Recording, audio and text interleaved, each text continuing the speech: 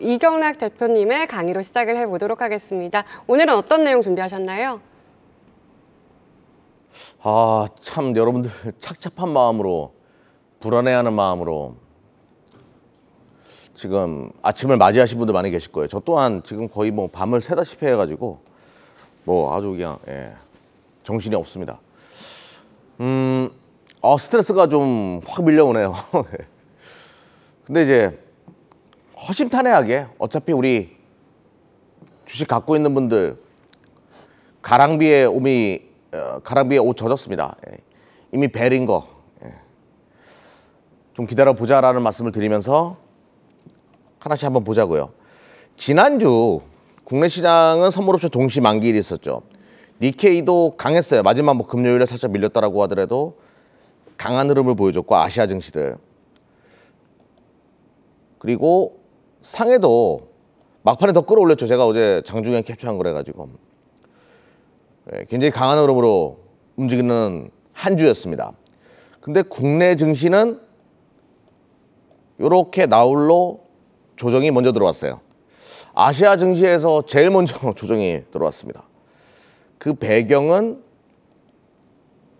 선물옵션 동시만기일이 9일날 있다 보니까 메이저 수급들의 341포인트 여기를 맞추기 위한 전략, 그것 때문에 밀렸죠. 참 또 아시아 증시 다 가는데 우리만 또 못 가니까 또 속타는 또 한 주였는데, 근데 이제 기다리던 선물옵션 동시만기일이 끝나고 나스닥이 더 내렸죠. 어제 더 내렸습니다. 이런 식으로 내리고 지금 전저점 깨려고 지금 내려와 있는 상황이에요. 이렇게 되니까 국내 증시는 또 추가 하락할 수밖에 없었죠. 근데 상대적으로 미 증시 대비해서는 덜 빠지죠. 왜냐하면 선반영되었기 때문에. 이런 그림이에요 지금. 그러면 나스닥 같은 경우에는 전 저점이 깨질 가능성이 굉장히 높다라고 보세요. 그냥 어쩔 수가 없는 거죠. 그럴 수밖에 없는 거고. 그러면 이제 무엇이 불안하게 만들었는가? 저는 CPI 지수가 높게 나왔다라고 해가지고 시장이 빠졌다라고는 보지 않아요. 어차피 CPI 지수 발표 전에 시장이 경고했다는 얘기는 시장은 CPI 지수가 어느 정도 높게 나온 것을 어느 정도 예상하는 사람들이 많았었고, 문제는 이제 그 인플레이션의 고착이죠. 유가가 여기서 지금 과거의 CPI 지수가 문제가 아니라 지금 치고 나가고 있는 이 유가가 문제였던 거고, 이 유가가 계속 치고 나가니까, 그러면서 이런 얘기가 나오기 시작하죠. 러시아가 믿는 가을 장군, 식품과 에너지 대란을 만들어내기 위해서, 서방과 협상하기 위해서 러시아가 가을까지 끌 것이다. 이것이 오래 갈 수 있다. 인플레이션은 고착될 수밖에 없다. 이거였어요. 이런 두려움이 계속 주가가 시장에 팽배해지면서 CPI 발표 전날 아이러니하게 떨어지다 보니까 시장은 CPI 지수, 이미 지난 것에 포커스를 두는 거 아니냐 이렇게 보는데 그것은 아니고요. 또 하나 이제 식품도 문제입니다. 대두가 또 고점을 뚫고 지나가니까 이게 저는 유가보다 더 문제가 있다고 보거든요. 대두가 또 뚫고 지나가니까 먹는 게 진짜 걱정이죠. 이게 장기 리세션, 장기 경기 침체로 넘어가는 거 아니냐. 이 와중에 푸틴은 서방 수년간 러시아 에너지 못 끓는다. 자신만만하게 니네 하고 싶은 대로 해봐. 이런 식으로 나오는 거죠.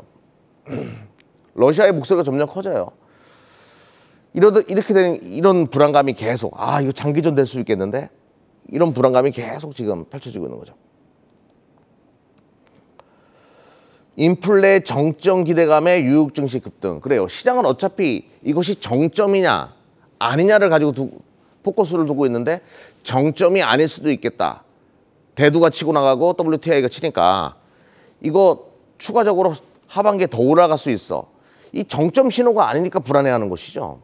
아주 쉽게 설명을 드리면 정점 신호만 나온다. 그 정점 신호는 뭘까요? 종전이죠. 협상 테이블에 우크라이나나 러시아가 만나서 뭔가 만들어진다라고 하면 이건 정점 신호가 아니라는 건데, 아무튼 시장은 이 두 갈래가 아주 팽팽하게 줄 서고 있습니다.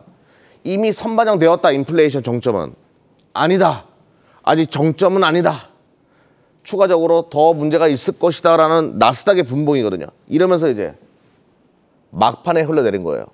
견고한 줄다리기 안에서 팽팽하게 줄다리기 하다가 이렇게 무너진 전형적인 정점론에 대한 반대 세력이 이기는 그런 형태였는데요. 지금부터 한번 이야기 한번 해보자고요. 여기에 인플레이션이 계속 치고 나가니까 대기업 CFO들 내년 상반기 경기 침체, 내년이에요.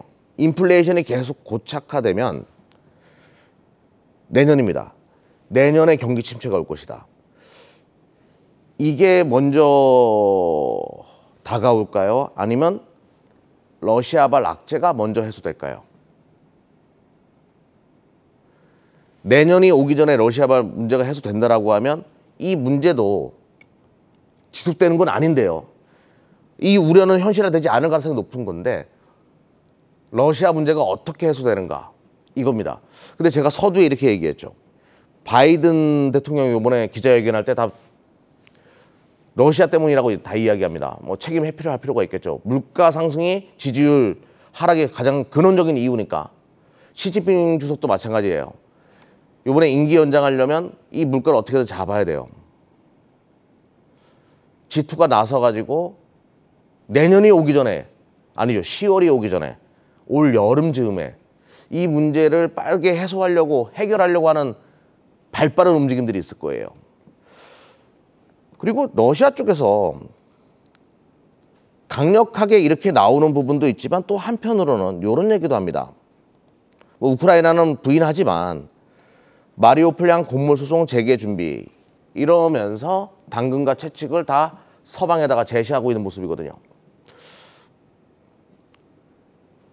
너무 불안해할 필요는 없을 것 같아요. 어차피 올 여름에 뭔가 움직임이 있을 것이다. 그러면 주식이라는 것은 선반영하는 것이잖아요.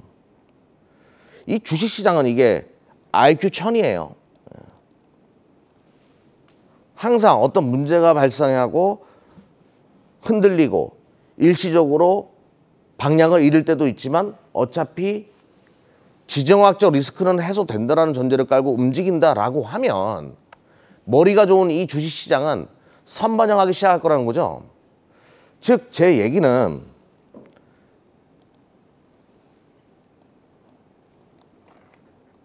(2595포인트) 그리고 (2546포인트) 여기가 전 저점이거든요. 여기를 뭐 테스트할 수는 있겠죠. 하지만 2595포인트나 2546포인트나 그렇게 크진 않아요. 물론 힘들죠. 하지만 그렇게 크진 않다라는 거예요. 그래서 너무 불안해할 필요는 없다는 얘기죠.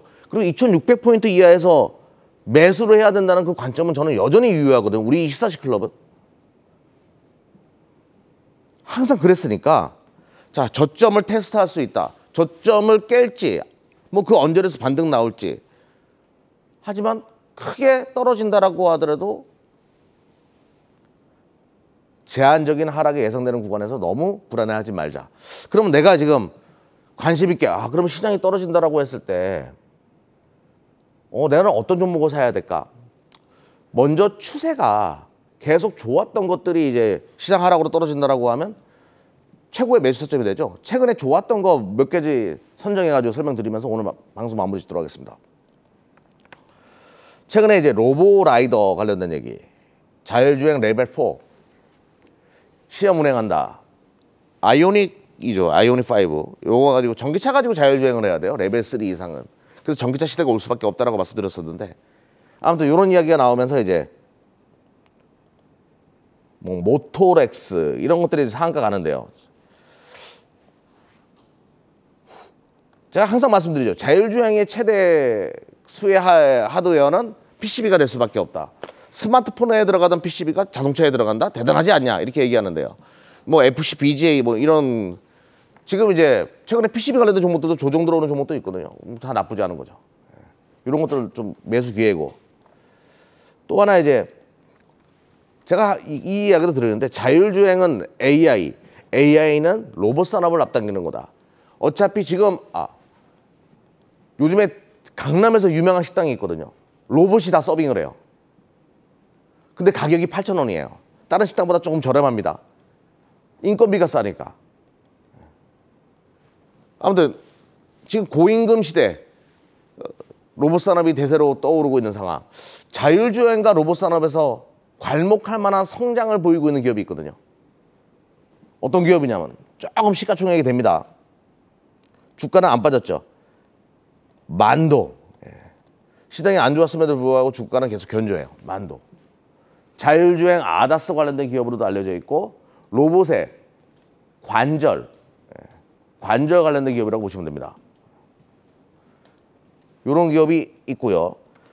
시가총액은 2조 5천인데 올해 3천억 정도 예상하니까 자동차 관련된 기업 치고는 좀 비싼 감이 있는데 과연 자동차 관련된 기업으로 봐야 되냐 이거죠.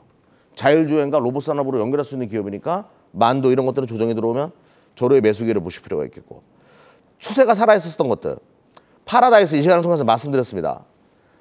놀이하는 인간, 노는 거 요즘에 지금 핫하죠. 여러분들 지금 와 사람들 엄청 많아요 지금. 어디 유흥가 이런데 무슨 뭐 저기 유흥가가 아니라 어디 그 바깥에 노는 데 이런 데 있잖아요. 사람들 엄청 많습니다. 파라다이스 카지노 관련된 거 그리고 강원랜드 이것도 여기도 손이 엄청 많아졌다고 하더라고요. 강원랜드 떨어지게 되면 또 매수 기회를 봐야 되는 거죠. 못 잡았으니까 또 콘서트도 노는 거죠. SM 노란 색깔로 바뀌었어요. SM 엔터 관련된 것들 엔터가 다시 주도주로 부각되고 있습니다. JYP 엔터 그물망 뜯었죠. 뜯어놨습니다. 그물망 안으로 들어오게 되면 매수 기회를 봐야 되겠죠. 그리고 YG 엔터도 그물망 뜯었어요. 이런 것들은 오히려 매수 기회를 봐야 된다. 힘든 시장이에요. 힘든 시장이라고 하더라도 상당 부분 주가에 반영된 것도 있고 해소될 수 있는 악재, 인플레이션이라는 거죠. 너무 좌절하지 마십시오. 힘내십시오 여러분들. 여기까지 하도록 하겠습니다.